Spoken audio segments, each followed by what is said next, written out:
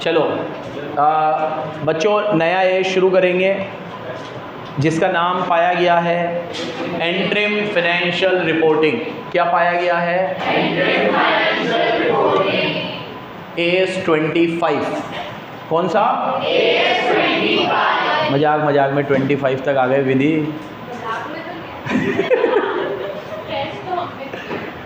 अले ले ले ले, अरे तुम्हारा एक कॉपी और चेक हो गया, बढ़िया गया है, मार्क्स अपलोड हो गई क्या उसके? ठीक है, देखना ये 16, 17, 18, अब तो तुम्हारे पास 19, 20 बचा है मेरे पास बस। ठीक है, चलो अभी लेके जाना उसकी कॉपी।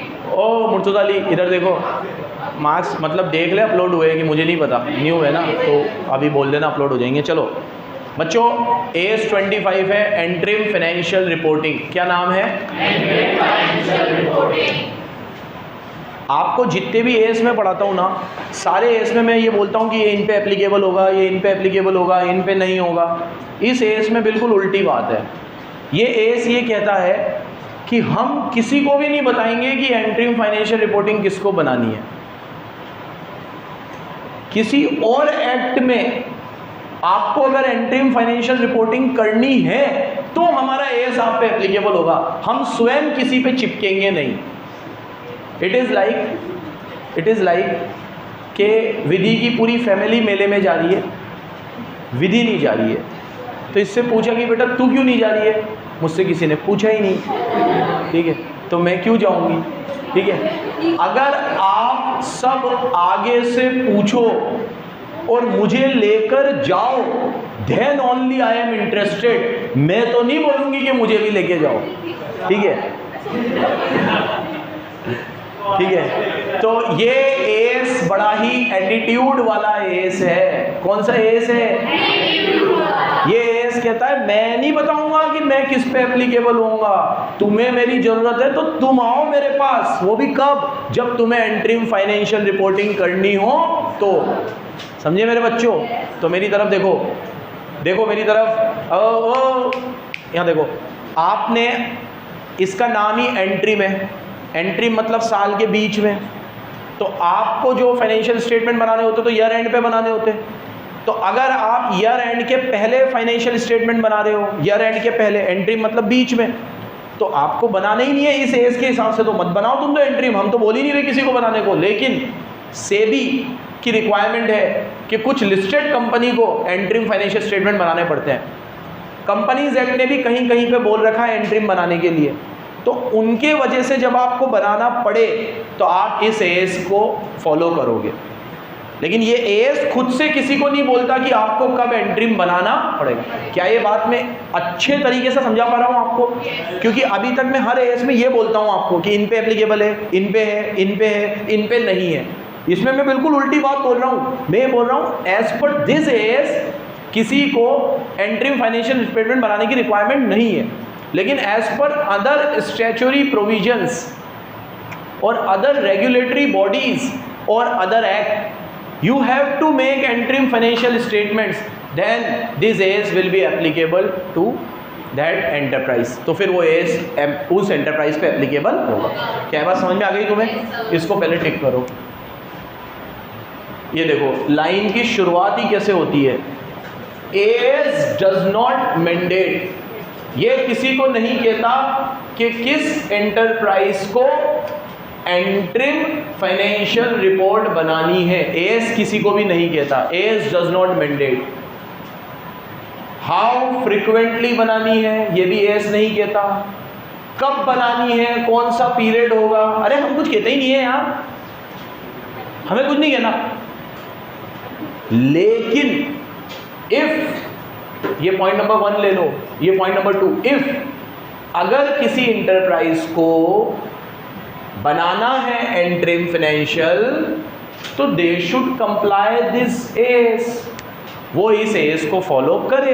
हम नहीं कहते लेकिन कि तुम्हें एंट्रिम बनाना है, हम तो ये कहते हैं तुम्हें फाइनली बनाना चाहिए फाइनेंशियल स्टेटमेंट। कब बनाना चाहिए? ईयर एंड पे। कब बनाना चाहिए? लेकिन अगर आप एंट्रिम बनाना चाहते हो क्वार्टरली बेसिस पे, हाफ ईयरली बेसिस पे, बनाना चाहते हो क्योंकि कोई और कह रहा है, तो ये एस आपको कंप्लाई करना पड़ेगा। इतना क्लियर है आपको?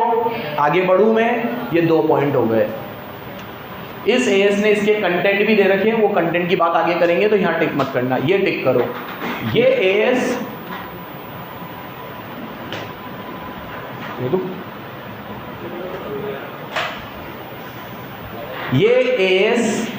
ये एस आपको बताता है कि आप एंट्रीम फाइनेंशियल स्टेटमेंट कंप्लीट भी बना सकते हो और कंडेंस भी बना सकते हो। पॉइंट नंबर 3, पहली बार होगा जब मैं इंट्रोडक्शन में इतनी चीज़ें मार्क करा रहा हूँ, क्योंकि मेन बात ही इंट्रोडक्शन में लिखी हुई है, तो छोड़ नहीं सकते इसको, भगवान भरोसे। ठीक है, ये एस कहता है, क्योंकि ये बातें अब आगे कहीं लिखी भी नहीं आएगी, इसीलिए यही मार्क करा रहा हूँ। यूजुअली जो चीज़ इंट्रोडक्शन में लिखी हुई है वो आगे भी कहीं पे आती ही है, या फिर एकदम बेसिक सी बात होती है, ये इसलिए लाया, इसमें तो मेन बातें लिखी हुई है। ये एस कंप्लीट फाइनेंशियल स्टेटमेंट बनाने को भी कहता है और कंडेंस भी बना सकते हो। कंप्लीट और कंडेंस में फ़र्क सुन लो, यहाँ देखो। अभी ये सपोज करो आप 3 महीने के हिसाब से अकाउंटिंग कर रहे हो, एंट्री मतलब 1 साल से तो कम ही होगा ना, तो या तो 3 महीने का होगा, या 6 महीने का होगा, या 9 महीने का होगा, लेकिन 1 साल से तो कम होगा। तो आप 3 महीने का फाइनेंशियल स्टेटमेंट बना रहे हो, तो आप या तो कंप्लीट बनाओ जैसे 1 साल का बनता है, share holder fund, share capital, reserves and surplus, non current liability, current liability, नीचे नोट्स टू अकाउंट, ये कंप्लीट। और कंडेंस में क्या करो, आप हेडिंग और सब हेडिंग तो बराबर लिखो, नोट्स टू अकाउंट सारे मत बनाओ, जो रिलेवेंट हो बना दो। तो कंडेंस का कतई ये मतलब नहीं है कि आप हेडिंग और सब हेडिंग को कट कर दो ना। कंडेंस मतलब जैसे आपका फाइनेंशियल बनता है वैसे ही बनाओ, P&L भी वैसे ही, बैलेंस शीट भी, कैश फ्लो भी, लेकिन नोट्स टू अकाउंट में थोड़ी कमी कर दो। तो ये एस दोनों को रिकॉग्नाइज करता है, कंप्लीट वाला भी और कंडेंस वाला भी। ये बात समझ में आई आपको? कंडेंस का मतलब यहाँ लिख लो। क्या हो गया बेटा दिव्यांश, कोई डाउट है? पक्का? कंडेंस का मतलब है हेडिंग तो दिखाओ, सब हेडिंग भी दिखाओ। कंप्लीट को तो क्या समझाऊं, कंप्लीट तो कंप्लीट ही है। हेडिंग को भी दिखाओ, सब हेडिंग को भी दिखाओ, लेकिन नोट्स टू अकाउंट में थोड़ा काम चला लो।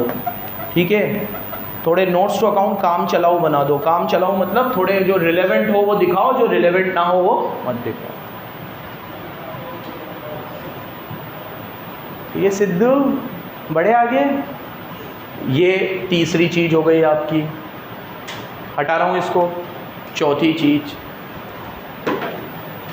मेरे को जवाब दो, interim financial reporting as per this AS करनी है कि as per any other law? As per any other law, as per any other statute, as per any other regulator. Regulator मतलब सेबी, लॉ मतलब कोई भी लॉ कह रहा है, उनकी वजह से बना रहे हैं, हम तो कह ही नहीं रहे बनाने को। तो अगर जो लॉ या रेगुलेटर आपको एंट्रीम फाइनेंशियल रिपोर्टिंग की सलाह दे रहा है, वो आपको इसका प्रेजेंटेशन भी बता दे तो वैसे चलो, नहीं तो जो हमने बताया है वैसे चलो। Underline. Point number 4, if a statue और अ रेगुलेटर, कोई भी स्टैच्यू या कोई भी रेगुलेटर आपको कहता है कि आप कुछ इंफॉर्मेशन एंट्रीम बेसिस पे दो, तो इन सच केस उसका रिकॉग्निशन और measurement principle laid down as per this AS. आप इस एस के हिसाब से चलो, अनलेस तो आएगा ही सही काटने के लिए, अनलेस अगर उस स्टैच्यू या रेगुलेटर ने कुछ फॉर्मेट दिया है तो उनके हिसाब से चलो। एक एक वर्ड टू वर्ड क्लियर रखना। वो कह रहा है स्टैच्यू या रेगुलेटर, वो स्टैच्यू या रेगुलेटर कह रहा है ऐसे बनाओ वैसे बनाओ, तो फिर वैसे बना दो। और वो कुछ नहीं कह रहा तो हमने दिया ही। और हमने ये भी बोला है कि हमारे हिसाब से किसी को एंट्रीम फाइनेंशियल रिपोर्टिंग नहीं करनी, हमारे हिसाब से तो सबको कैसी करनी चाहिए, फाइनल, साल में एक बार। लेकिन कोई और कह रहा है कि एंट्रीम करो, तो उससे पूछ लो कि मेजरमेंट कैसे करना है, प्रेजेंटेशन कैसे करना है। और वो नहीं बता रहा तो हमारा वाला फॉलो कर लेना जो हमने बताया है। हाँ, ये 4 बातें इसमें इंपॉर्टेंट लिखी हुई थी। हप्पा आ गया हूं। मेरी तरफ देखो, एक बार रिवीजन, कितनी बातें बताई? 4 बार। Number 1, AS does not mandate. शुरू ही कैसे होता है? एएस किसी को एंट्रीम फाइनेंशियल रिपोर्टिंग करने के लिए मैंडेट नहीं करता। लेकिन कोई स्टैच्यू या कोई रेगुलेटर आपको मैंडेट करता है कि आप एंट्रीम बनाओ, तो एएस आप पे एप्लीकेबल हो जाएगा। नंबर 2, एएस कहता है कंप्लीट भी बना दो और कंडेंस भी बना दो। कंप्लीट और कंडेंस का फर्क बताया आपको। नंबर 3, एक और कुछ बात बताई, वो तो 4 थे।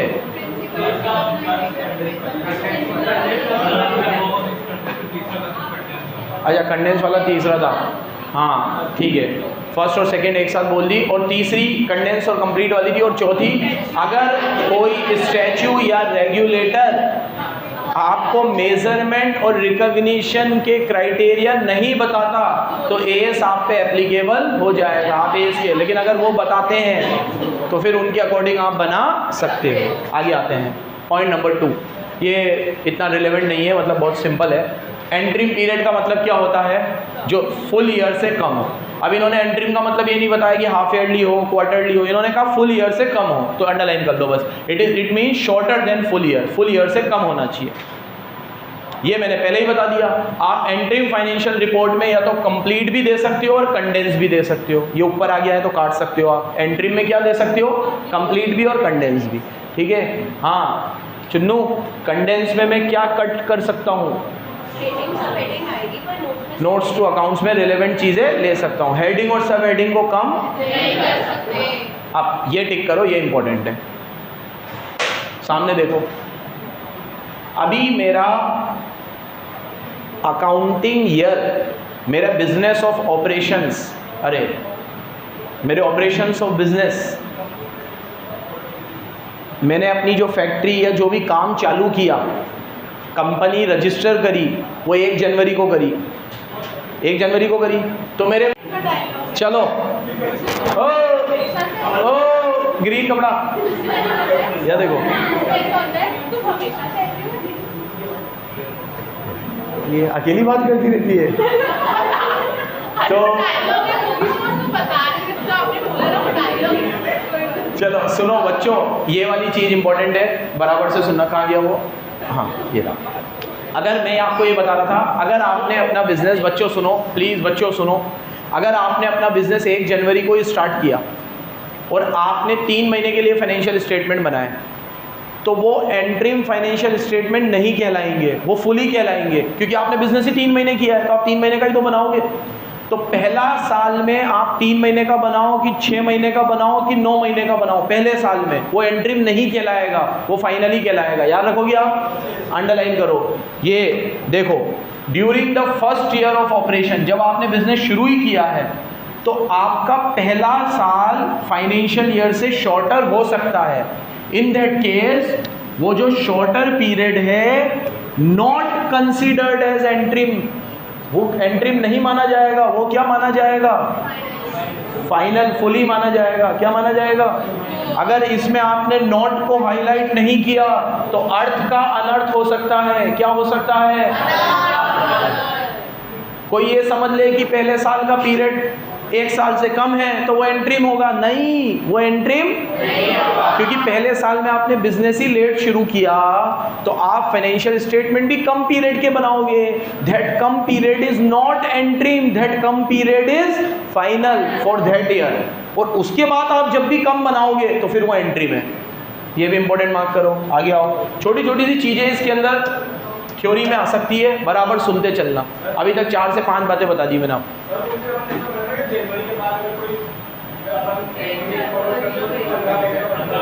यही तो बताया मैंने कि कंपनीज एक्ट अलाउ ही नहीं करता। कंपनीज एक्ट कहता है 1 जनवरी के बाद है, लेकिन 1 जनवरी के पहले तो आप शॉर्टर पीरियड का बना सकते हो ना।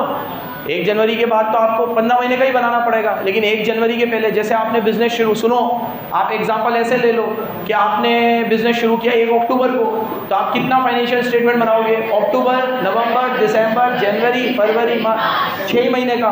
तो वो 6 महीने एंट्रीम कहलाएगा कि फाइनल कहलाएगा? फाइनल कहलाएगा। कौन से साल में? उसके बाद में जब भी 6 महीने का बनाऊंगा तो 3 महीने का बनाऊंगा तो 9 महीने का बनाऊंगा, 11 महीने का बनाऊंगा, 12 महीने से कम जब भी बनाऊंगा एंट्रीम। एंट्रीम बनाने के लिए ये कहता है क्या किसी को? कोई स्टैच्यू या कोई रेगुलेटर कहता है तो ये कहता है, नहीं तो ये अपने तरफ से आगे आओ।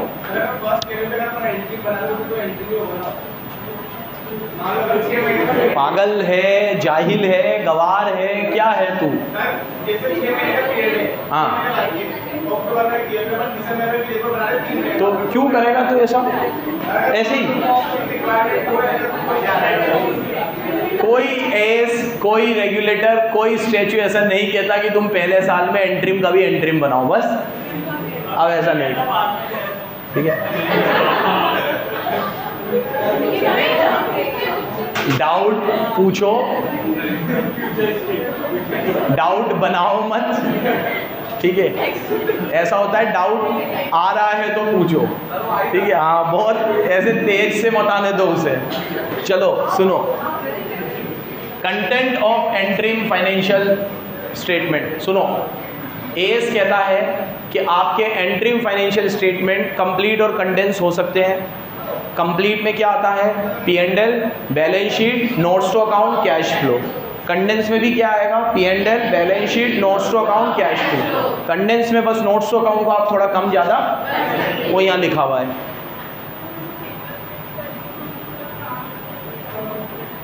अच्छा, जाना है भाई? नेक्स्ट, कंप्लीट सेट के अंदर क्या आएगा? Balance sheet, P&L, cash flow, notes to account, ठीक है? ये कंप्लीट में आएगा। तो कंडेंस में क्या आएगा? कंडेंस में भी यही चीज़ें आएंगी, लेकिन उसको थोड़ा सा आप नोट्स टू अकाउंट को कम ज़्यादा। अब देखो यहाँ पे लिखा हुआ है for the benefit of timeliness of presentation. Presentation को थोड़ा कम समय में करने के लिए और टाइम बचाने के लिए ये एएस रिक्वायर करता है, ये कहता है आपको कि आप कंडेंस भी बना दो। कैसे बना दो? मैं जो कर रहा हूँ वही टिक करना बच्चों, ठीक है? कंडेंस भी बना दो ताकि डुप्लीकेट इंफॉर्मेशन 2 बार रिपीट ना हो। जैसे आपने ओरिजिनल नोट्स टू अकाउंट में दे रखा था कि हम लोग क्लोजिंग स्टॉक को वैल्यू करते हैं कॉस्ट और एनआरवी विचएवर इज लेस पे। अब इसको क्या मैं बार बार इधर भी लिखूँ? उधर लिखा हुआ तो है फाइनल में, तो यहाँ पे कट कर दो। ये आप अपने विजडम को यूज करो कि किन चीज़ों को हटाना है। एस नहीं बताता, और वो हटाना भी सिर्फ किस में है? नोट्स टू अकाउंट में। हेडिंग और सब हेडिंग के साथ छेड़छाड़, ये आएगा आगे। हेडिंग और सब हेडिंग तो बराबर दिखानी ही। तो कंडेंस का कथई ये मतलब नहीं है कि कंप्लीट को थोड़ा सा छोटा दिखा दो, एक आध हेडिंग कम कर दो ना। कंडेंस में भी वो चीज़ें लिखनी पड़ेंगी नोट्स टू अकाउंट में, और टाइमलीनेस को ध्यान में रखते हुए रिपीटेशंस को अवॉइड करने के लिए आप कुछ चीज़ों को कम ज़्यादा कर सकते हो, ठीक है? इसमें वो बात अभी आएगी आगे कि हेडिंग और सब हेडिंग को नहीं छेड़ सकते, अभी आगे आएगी।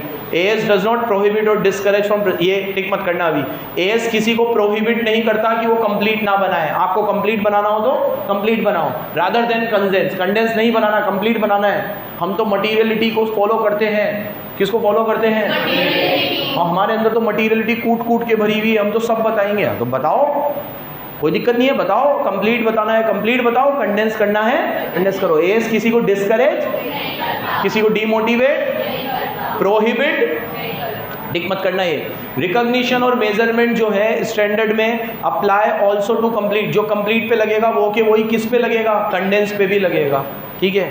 बस ये टिक करना है इसमें जो बोल रखा था। आगे आओ, अंडरलाइन करो इसको। एंट्रीम फाइनेंशियल रिपोर्ट में कंप्लीट, कंडेंस कुछ भी आ सकते हैं, बट इफ एमटीटी कंप्लीट के ऊपर जाती है तो it will be like annual, तो वो एनुअल जैसा दिखेगा। और condense would include limited information as required by this standard. वो उसी चीज़ को थोड़ा और शॉर्ट एंड स्वीट करके लिख दिया। आप कंप्लीट लिखोगे तो कंप्लीट तो बिल्कुल फुल फाइनेंशियल जैसा दिखेगा, और कंडेंस में आप थोड़ी बहुत चीज़ें कम दिखाओगे तो आपका टाइम भी सेव करेगा और यूज़र के लिए भी कन्वीनियंट होगा कि वो मेन चीज़ें देख ले, नोट्स अकाउंट पूरा ना पड़े, तो वो थोड़ा सही रहेगा। तो मतलब ये इशारों में ये कहना चाह रहा है कि आप कंप्लीट की जगह लेकिन आप इशारों को सही ना समझ लो, इसलिए ऊपर इसने ये लाइन लिख दी कि एएस किसी को डिस्करेज नहीं करता कि आप कंप्लीट मत बनाओ, आप कंप्लीट बना सकते हो, बट ये इशारों में कहना चाहता है कि आप कंडेंस बनाओ तो ज़्यादा सही है, क्योंकि अगर आप कंप्लीट बनाओगे तो वो एनुअल जैसा ही दिखेगा। ये भी हो गया। आगे आओ, फॉर्म एंड कंटेंट। फॉर्म क्या होगा, कंटेंट क्या होगा, जो बोलूँ वही टिक करना, भी टिक मत करना। अगर आप complete set of financial statement बनाते हो तो फॉर्म और कंटेंट जो कंप्लीट का रहेगा वो कि वो यहाँ भी होना चाहिए, टिक मत करना। If enterprise prepare and present a consolidated condensed financial statement, those condensed would include minimum, ये आ गई वो बात जो तुम्हें कह रहा था, कम से कम उस कंडेंस में क्या होनी चाहिए। अगर आप कैसी बनाते हो, कंडेंस बनाते हो, तो उसमें क्या होना चाहिए, कम से कम, मिनिमम। मिनिमम मतलब क्या होता है, कम से कम क्या क्या होना चाहिए, हेडिंग, सब हेडिंग और सिलेक्टेड नोट्स टू अकाउंट। ये बात मैंने तुम्हें इंट्रोडक्शन में ही बता दी थी, अब यहाँ और क्लियर हो गई। कोई डाउट, कोई दीर्घ लघु शंका? क्लियर है बच्चों? एक चीज़ और सुन लो, अभी मान लो, चलो आएगी तभी बताऊं, चलो अभी सुन लो। हेडिंग और सब हेडिंग में एक चीज़ और है। अभी पिछले साल आपने दिखाई थी non current liability, current liability, और नॉन करंट लाइबिलिटी में आपने दिखाई थी long term borrowing, long term provision और डेफर्ड टैक्स। डेफर्ड टैक्स भी आता है, फॉर्मेट याद है ना सबको, 12th में फाउंडेशन में फॉर्मेट पढ़ा था। तो अब इस साल क्या है, ये तो है, ये भी है, ये नहीं है। डेफर्ड टैक्स एसेट में भी आ सकता है और डेफर्ड टैक्स लाइबिलिटी में। तो इस बार डेफर्ड टैक्स एसेट में भी नहीं है, लाइबिलिटी में भी नहीं है डेफर्ड टैक्स, तो भी आपको लिख के डैश करना है। तो उसका ये मतलब है कि हेडिंग और सब हेडिंग तो दिखानी ही दिखानी है, ना हो तो डैश कर दो। बोलो, ना हो तो डैश कर दो। जैसे मैं तो 3 महीने का बना रहा हूँ ना, तो 3 महीने में डेफर्ड टैक्स है ही नहीं, पिछले साल तो था, तो आप इस 3 महीने में भी उसे दिखाओ, भले क्या कर दो, डैश कर दो। तो इस लाइन का ये मतलब है कि मिनिमम आपको हेडिंग और सब हेडिंग तो दिखानी ही दिखानी है, भले उसके अमाउंट के कॉलम में खाली छोड़ दो, भले उसके। हाँ, समझ में आया बच्चों? फॉर्मेट की बात चल रही है।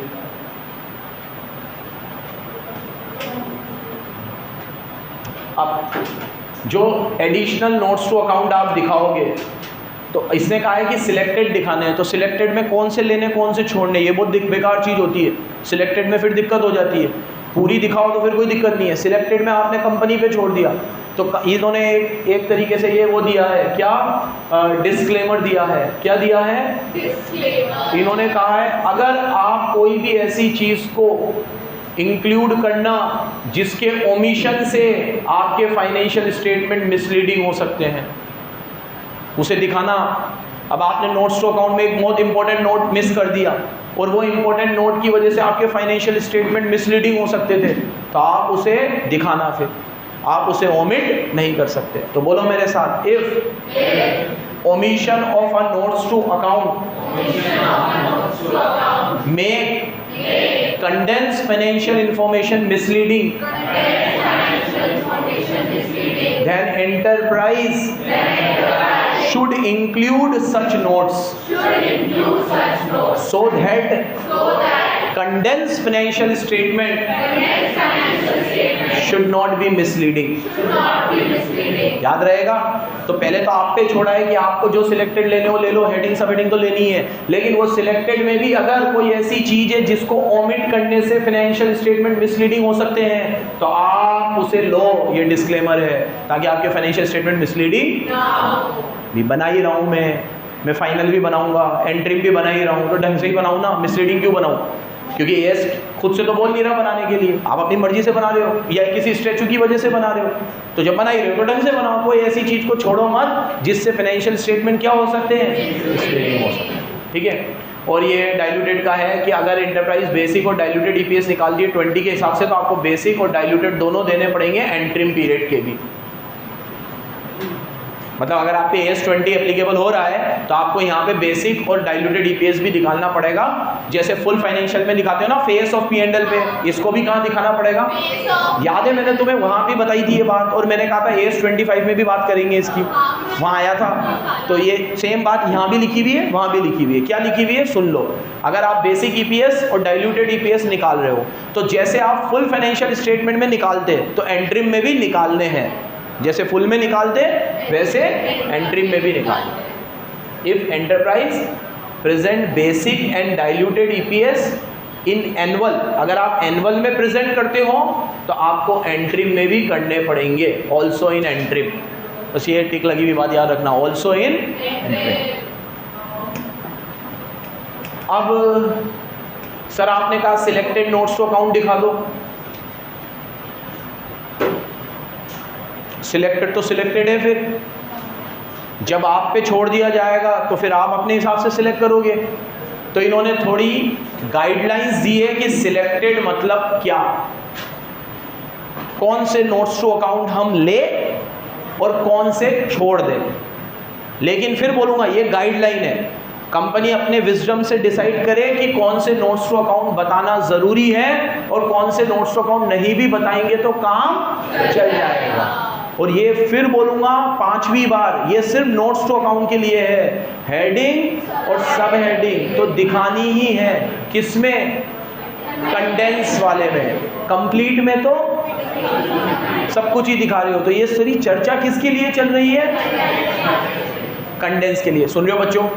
अब ये देखो एक एक करके देखते जाना कि क्या हमें फॉलो करना चाहिए क्या नहीं करना चाहिए। Number 1, statement that same accounting policy आप फॉलो कर रहे हो कंडेंस में भी जो आप नॉर्मल में करते हो, ये बात का डिस्क्लोजर आपको देना चाहिए। मतलब ये दिखाना चाहिए आपको नोट्स अकाउंट में कि मैं पहले मेरे नॉर्मल फाइनेंशियल स्टेटमेंट में WDV मेथड यूज़ करता हूँ और कंडेंस में भी मैंने क्या यूज़ किया है? WDV। यहाँ पे मैं ये पॉलिसी यूज़ करता हूँ, यहाँ पे भी मैंने क्या करी है, मतलब सेम अकाउंटिंग पॉलिसी में फॉलो कर रहा हूँ। ये एक बेसिक डिस्क्लोजर है। जब आप ये लिख दोगे ना तो सब कुछ कवर हो जाएगा।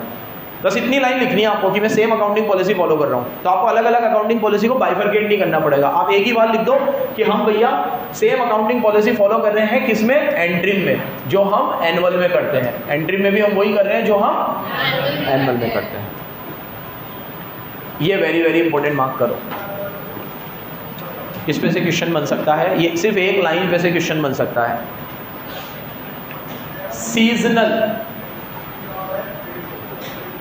सुनो, अभी जैसे सपोज करो आप ऐसे बिजनेस में डील करते हो जो सीजनल नेचर का है, तो आपने जिस एंट्रीम पीरियड की रिपोर्टिंग करनी है वो आपका ऑफ सीजन है। अब जैसे सपोज करो कि आइसक्रीम का काम है तो जनवरी फरवरी में तो नहीं चलेगा, वो दिसंबर में भी नहीं चलेगा। तो दिसंबर जनवरी फरवरी में आइसक्रीम की सेल गिरेगी आपकी, है ना। अब जो नॉर्मल सेलर है वो तो कोई और काम शुरू कर देगा, लेकिन जो कंपनी है जो बनाती है आइसक्रीम है वो थोड़ी बास्किन एंड रॉबिन थोड़ी कोई जनवरी में कुछ और करे ले, ठीक है, कपड़े बनाए, कपड़े फ्री बैठे, ठीक है, तो आइसक्रीम ही बनाएगा। और उसको भी पता होगा कि इन 3 महीनों में सेल एकदम गिरेगी, ऑल सेंटर्स में ही गिरी होगी, है ना, सारे सेंटर में ही गिरी होगी। तो सुनो, अगर वो दिसंबर जनवरी फरवरी का एंट्रीम रिपोर्ट बना रहा है और उसे पता है इन 3 महीनों में सेल कंपैरेटिवली कम हुई है, तो आपको जितनी हुई है उतनी ही बतानी है और इसके बारे में कमेंट डालना है नीचे। आप ऐसे नहीं कर सकते कि साल भर की सेल 25 करोड़ है तो 3 महीने की कितनी होगी, डिवाइड बाय 12 इंटू 3,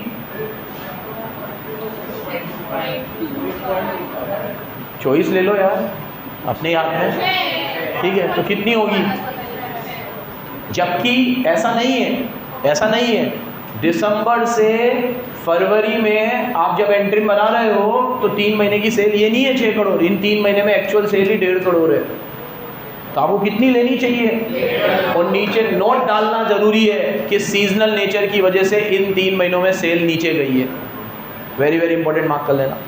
तो अगर आपका नेचर सीजनल है तो आपको सीजनैलिटी की वजह से जो भी सेल कम हुई है या खर्चे कम हुए हैं उसका सेपरेट डिस्क्लोजर देना है नोट्स टू अकाउंट में। आप ऐसे एवरेज नहीं कर सकते। आप अगर सीजनल नेचर का काम नहीं कर रहे हो ना तो एवरेज कर सकते हो फिर, क्योंकि अपन ये मानते हैं सेल यूनिफॉर्म होती है, लेकिन वो कब मानते हैं जब सीजनल नेचर का बिजनेस ना हो। सीजनल नेचर में कभी भी सेल यूनिफॉर्म नहीं होती, एग्री और नॉट? सीजनल नेचर में कभी भी सेल यूनिफॉर्म एक जैसा चलता है।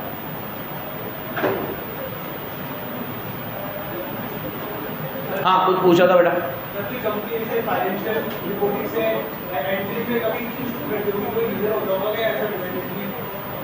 अरे यार ये तूने जो डाउट पूछा है ये तो मेरे दिमाग में डाउट डाल देगा। तुम लोग गलत तो नहीं समझ रहे हो भाई, कोई फाइनल से एंट्रीम पे शिफ्ट नहीं होता है, फाइनल तो बनाना ही पड़ता है। एंट्रीम तो इसलिए बना रहा हूँ क्योंकि कोई रेगुलेटर या कोई स्टैच्यू मुझे कहता है एंट्रीम बनाने के लिए। कब बोला मैंने कि अपन एंट्रीम पे शिफ्ट करते हैं?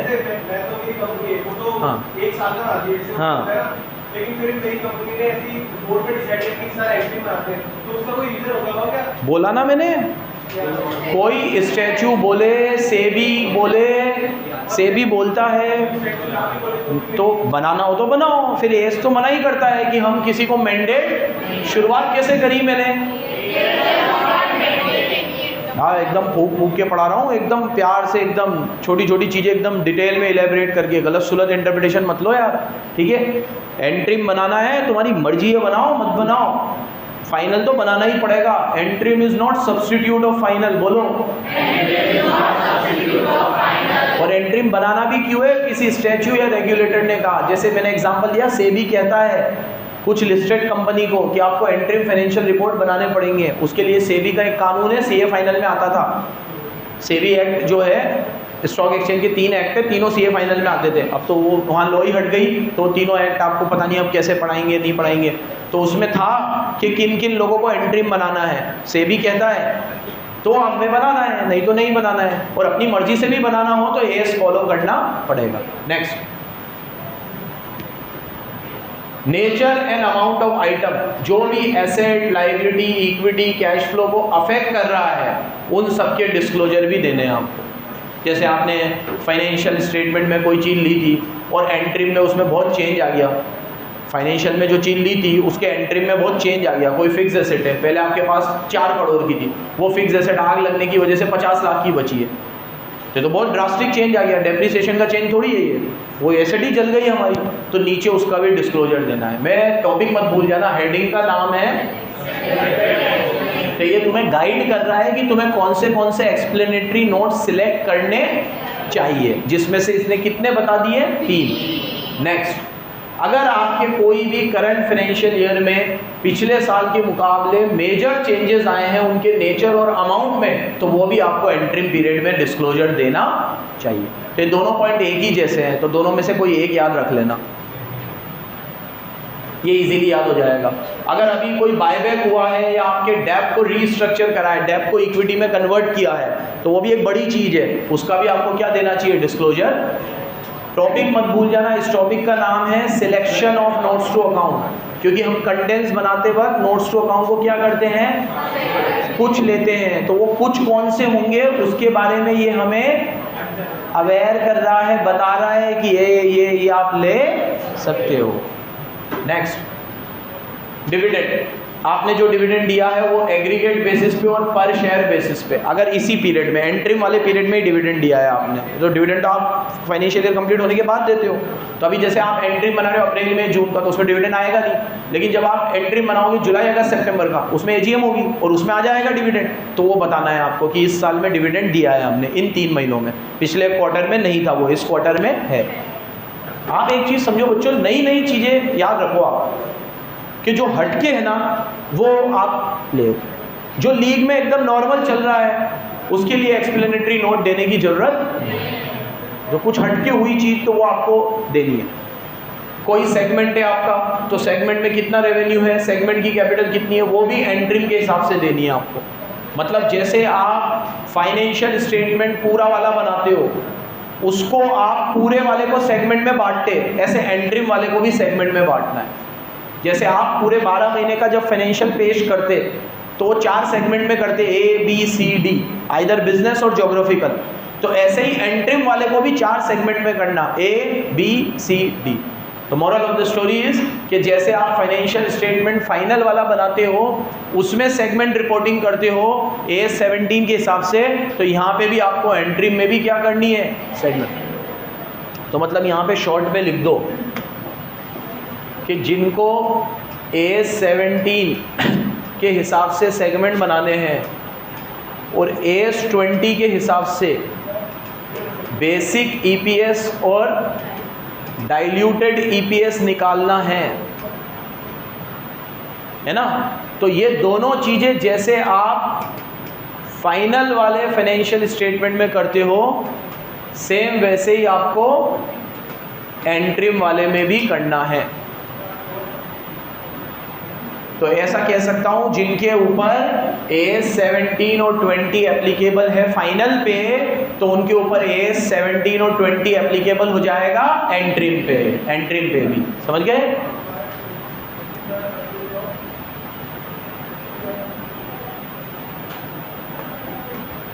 ये तो 100% याद रह जाएगा क्योंकि ये तो बहुत बड़ी चीज़ है। जब आप एंट्री पीरियड बना रहे हो और उस एंट्री पीरियड में क्या हुआ है, अमालगमेशन हुआ है, मर्जर हुआ है, डिस्पोजल हुआ है, आपने कोई सब्सिडरी खरीदी है, या आप किसी की सब्सिडरी थे लेकिन अब नहीं हो, आप किसी की सब्सिडरी थे लेकिन अब, या आप किसी की सब्सिडरी नहीं थे अब हो, या किसी कंपनी के साथ आपका अमालगमेशन हुआ है, तो ये सब चीज़ें भी आपको एंट्री फाइनेंशियल रिपोर्टिंग में बतानी, ठीक है, बड़ी बड़ी चीज़ें बतानी है, ये याद रखो। और ये काट दो, कोई भी मटेरियल चेंजेस हुआ है तो मटेरियल चेंजेस है तो बताना ही पड़ेगा। यहाँ से कल देखते हैं। धन्यवाद।